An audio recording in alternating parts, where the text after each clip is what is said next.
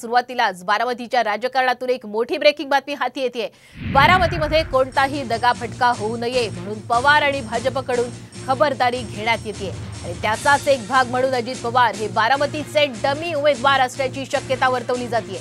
महायुतीच्या उमेदवार अजित पवार यांच्या पत्नी सुनेत्रा पवार यांचा उमेदवारी अर्ज काही कारणांनी छाननीमध्ये रद्द झाल्यास पर्याय म्हणून अजित पवार उमेदवारी अर्ज भरू शकतात। सूत्रांकडून ही माहिती मिळते। सुनेत्रा पवार 18 एप्रिल रोजी उमेदवारी अर्ज दाखल करणार आहेत आणि सुनेत्रा पवार यांच्या नावानं उमेदवारी अर्ज घेण्याबरोबरच अजित पवार यांच्याही नावानं अर्ज घेतले जाणार असल्याचं जिल्हा प्रशासनाकडून सांगण्यात येत आहे। त्यामुळे बारामतीच्या राजकारणातली ही सगळ्यात मोठी घडामोड आपण पाहतोय। अधिकचे अपडेट घेऊयात आमचे प्रतिनिधी अक्षय बडवे यांच्याकडनं। अक्षय, आपण बारामतीच्या राजकारणात पाहतोय की बारामतीत अजित पवार हे पर्यायी उमेदवार असणार आहेत। काय नेमकं सुरू आहे बारामतीच्या राजकारणात?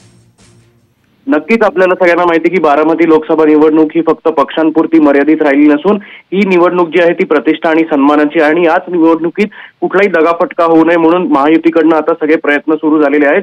अजित पवार हे बारामतीचे डमी उमेदवार असणार आहेत, कारण सुनेत्रा पवार या परवा उमेदवारी अर्ज भरतील आणि याच अर्जादरम्यान कुठल्याही तांत्रिक अडचणी जर आल्या, त्यांच्या छाननी प्रक्रियेत जर त्यांचा उमेदवारी अर्ज जर रद्द झाला तर कुठलाही दगाफटका पक्षाला आणि महायुतीला बसू नये म्हणून अजित पवार यांच्या नावाने देखील एक फॉर्म घेण्यात आलेला आहे की जेणेकरून सुनेत्रा पवारांचा अर्ज जर कुठल्या कारणामुळे रद्द झाला तर अजित पवार हे डमी उमेदवार म्हणून बारामती लोकसभा निवडणूक लढू शकतात।